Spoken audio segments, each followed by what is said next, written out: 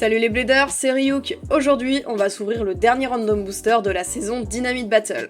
Il s'agit du Random Booster volume 28, qui contient 5 toupies, aucune exclusive. En fait, c'est plutôt un mix de toupies des protagonistes qu'on a vu à travers la génération Beyblade Burst.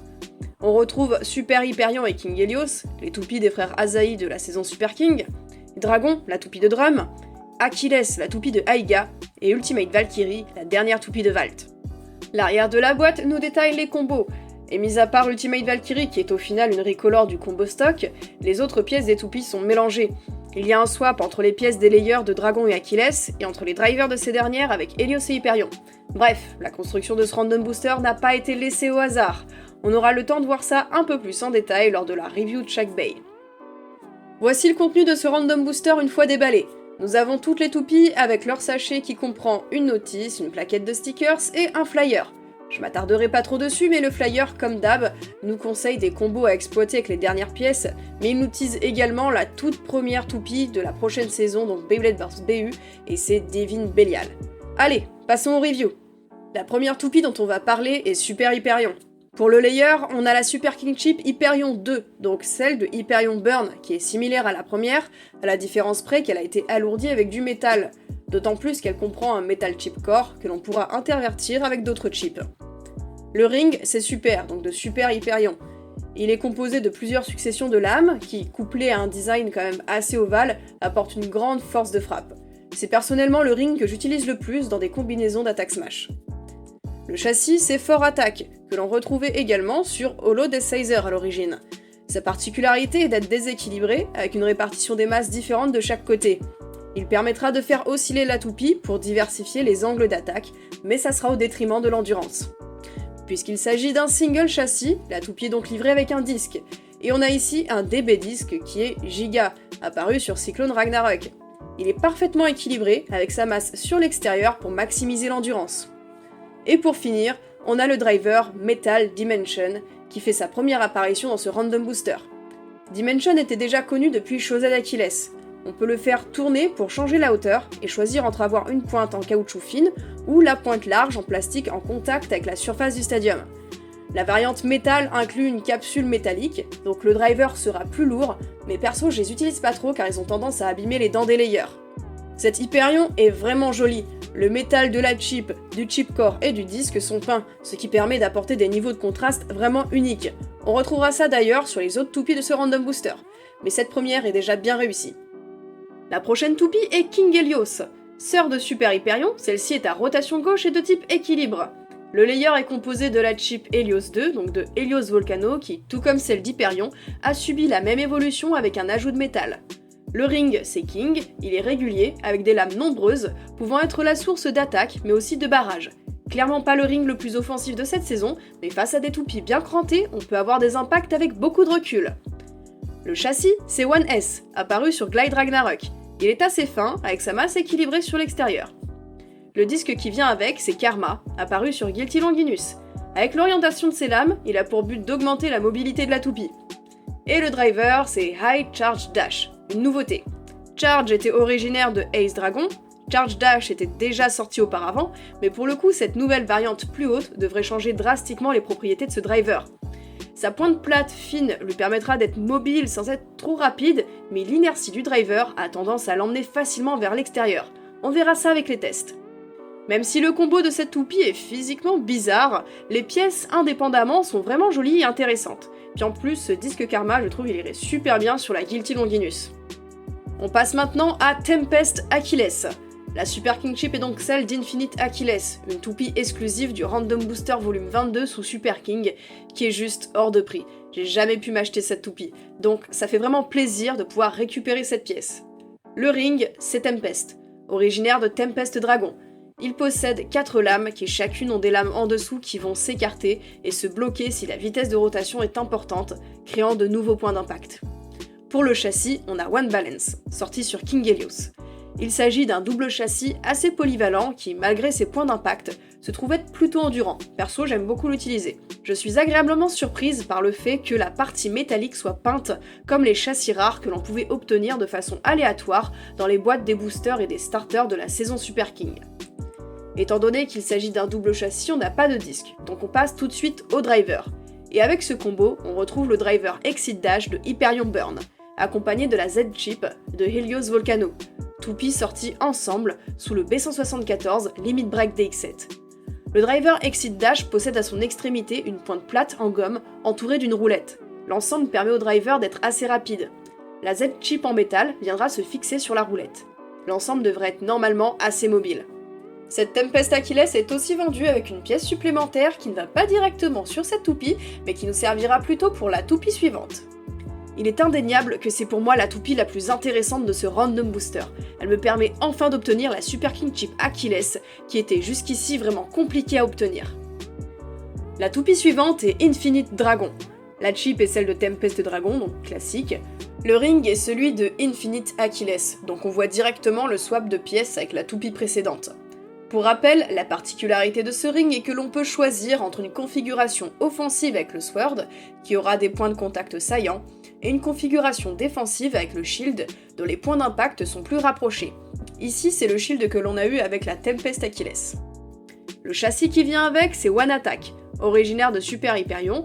Tout comme One B, il est peint en doré, et cette fois-ci, les lames étant nettement orientées dans un sens, il va de soi qu'il est uniquement compatible avec les toupies à rotation droite.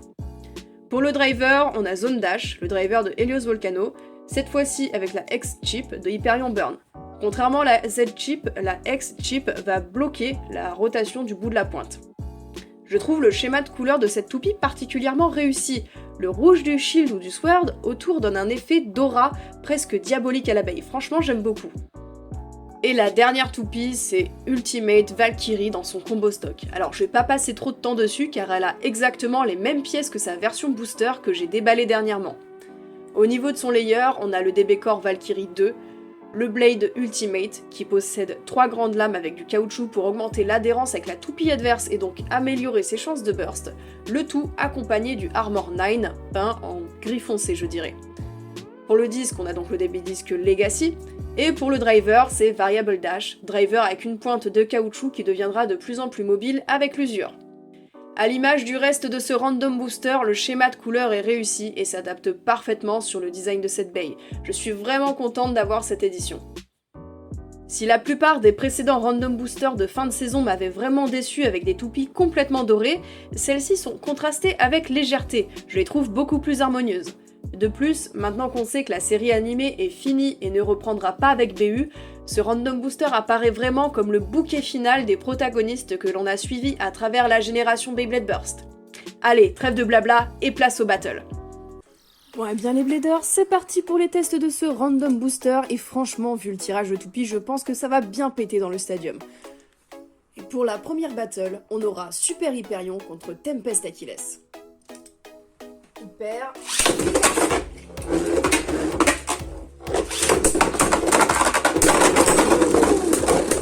Oh que c'était violent! 2 points pour Tempest Achilles. Hyper... Vitesse.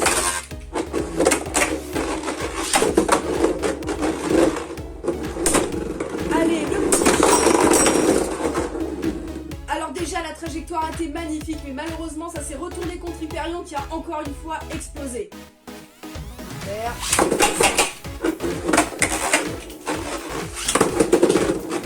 c'est reparti. Ça se passe sur l'extérieur. J'aimerais revenir et faire un petit point technique sur ce qui a causé ces énormes bursts dans ces matchs, qui étaient quand même assez impressionnants. En fait, ça vient du fait que la constitution de ces deux toupies est drastiquement différente. On a la Super Hyperion, qui a un single châssis et qui a un disque très lourd et très large et un driver à minima quand même assez lourd. Comment fonctionne le burst? Quand la toupie adverse va s'accrocher dans le layer, la toupie qui est en rotation, le layer en s'accrochant dans l'adversaire va s'arrêter. Cependant, le reste de la toupie va continuer à tourner. Et c'est là qu'apparaît le burst. Et en fait, plus vous avez le bas de la toupie qui est lourd et avec la masse sur l'extérieur, plus il sera facilement emmené vers le burst. Et c'est là où Tempest Achilles avait l'avantage, c'est qu'avec un double châssis, en gros la partie qui simule le disque est quand même beaucoup plus vers le centre, donc moins vers l'extérieur, et ça cause quand même un taux de burst qui est drastiquement réduit.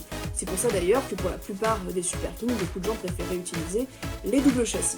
Donc voilà, ceci explique cela. Vous prenez une toupie avec un layer assez léger, mais le bas de la toupie super lourd et vers l'extérieur, vous aurez beaucoup plus de chances qu'elle se fasse exploser. Voilà. Allez, on passe au prochain match, donc la King Helios contre la Infinite Dragon. C'est parti. Super.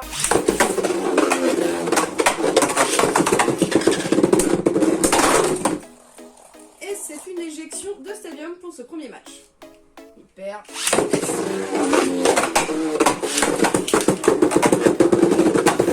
Allez, c'est parti. Oh, la petite éjection qui va bien. Super. C'est parti, ça se chasse sur l'extérieur. Ça se tape un petit peu de recul. Où la King Helios commence à vachement se déstabiliser. Méga spin steel. Et petite victoire de très peu, je vois le Infinite Dragon. Bon allez, la dernière toupie qui n'a pas encore combattu, c'est la Ultimate Valkyrie. Et pour son adversaire, je sais pas trop qui choisir, mais quand même mon choix se porte sur la Tempest Achilles qui je trouve depuis le début déboîte des culs, faut le dire. Super. Yes.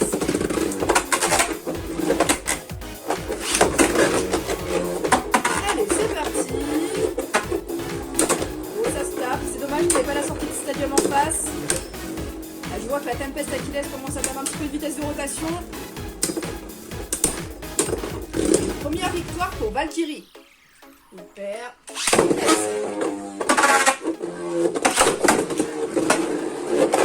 Allez, c'est parti, ça prend le temps d'atterrir, ça va rattraper Valkyrie. Oui, mais ça n'a pas été assez. Les coups sont quand même puissants. Est-ce qu'on aura un burst pendant ces matchs? Je vois la Valkyrie quand même très basse par rapport à la Tempest Achilles. Et petite victoire de très peu pour la Tempest Achilles. Super. Yes.